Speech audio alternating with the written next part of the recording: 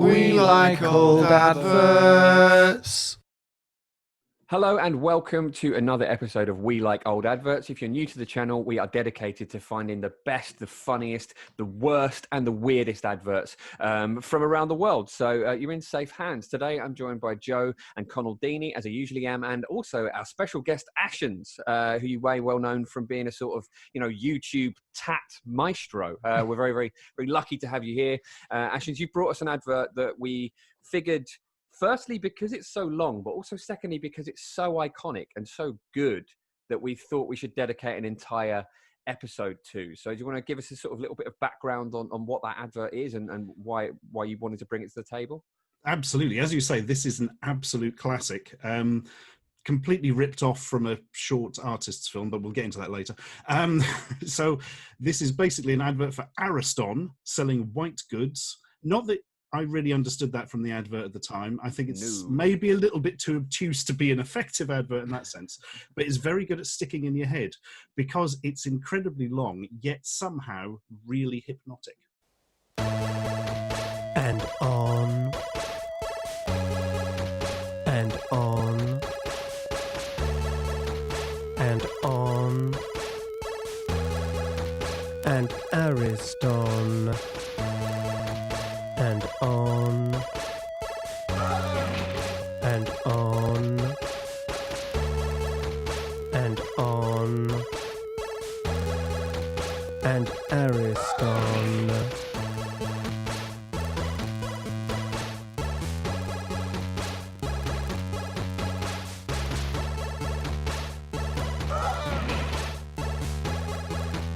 And Ariston.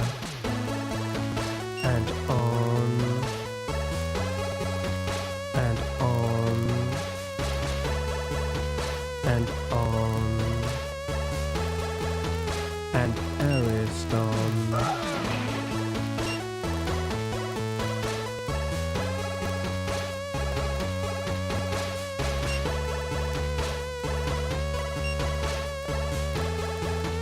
And Ariston. And on. And on and on. And on. And Ariston.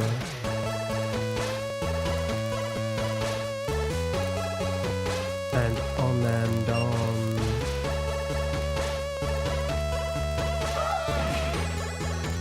And on and Ariston. And on. And on. And Ariston. And on. And on. And on and Ariston. And so on.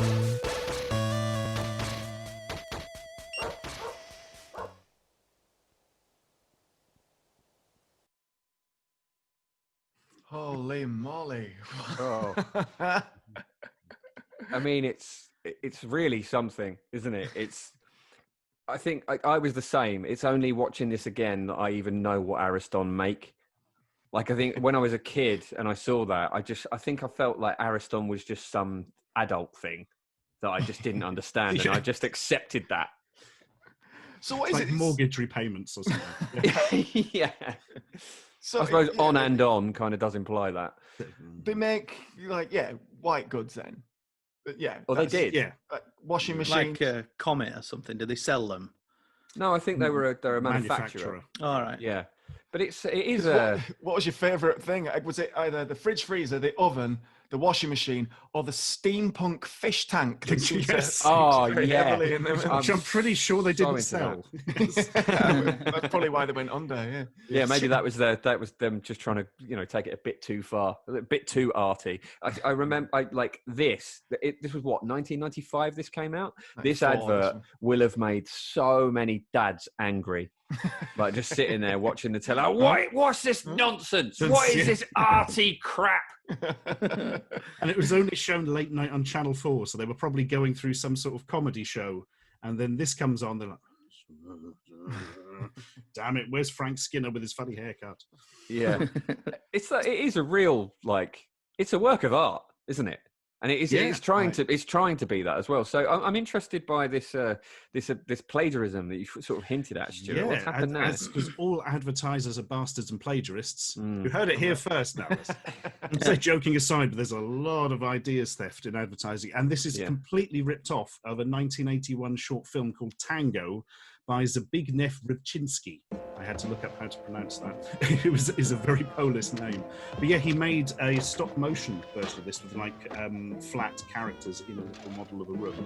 And somebody comes in, does something, and then somebody else comes in and does something, and it adds an extra layer each time, basically. Painstakingly. Ah! Never do that if you're an animator. That will ruin your day. Painstakingly animated by hand, yeah. And they just, like 10 or so years later came along and thought, we could do that much better with modern technology now, and probably not. I imagine he must have got some money because it's such a blatant rip-off. But you never know. Things like the Guinness ad with the guy, flapping around waiting for his pint of Guinness. That's taken from another short film as well. Oh, really? Right. That's what it is. Yeah. That's a shame. It's great, that advert. But yeah, I mean, as well, you always wonder, like, is it as straightforward as you have ripped off my idea, give me some money? You still presumably got to take someone to court and go through all the stress of that and the expense of that. So, and often you haven't got the money to do that in the first place. I know multiple friends who have done like internet animations. They've just been effectively taken wholesale by advertisers, sometimes in other countries, sometimes in this country. And not really much they can do about it. Yeah, it sucks. But in terms of the advert, if we sort of park that for a little bit and try and take it at what it is, are you aware of where the music comes from? Oh yes, that is Jonathan Dunn's theme for for RoboCop on the Game Boy. Get it in the right order, which was released in 1990, I think. Masterpiece. Yeah. Yes, I could listen to that. Well, Charlie Brooker had it on his Desert Island Discs, didn't he? Yeah. Wow. One of them to listen to forever of 8 tracks. That one. Quite right. I can see it that. Is a really beautiful. He's right, and I just think I swear I will have played the RoboCop game on the Game Boy. What level was that soundtrack in? It's sort of really that's the title theme, reflective. That's even weirder. I know, right? What I want to know is why ain't this guy in a band? Why is he wasting time on the Game Boy? You could make it, boy. He's got what it takes. Oh, well, it's such a weird choice, isn't it? Because the whole sort of soundtrack to RoboCop, is it Basil Palladores? I hope so, because I've said it now. It's nothing like that from the film. He's just come up with this really sort of sad, bittersweet theme for the title of the Game Boy version. Yeah. He must have been a frustrated musician, I suppose, just sneaking these weird little bits he really cared about into strange places. It must have been a pig to make.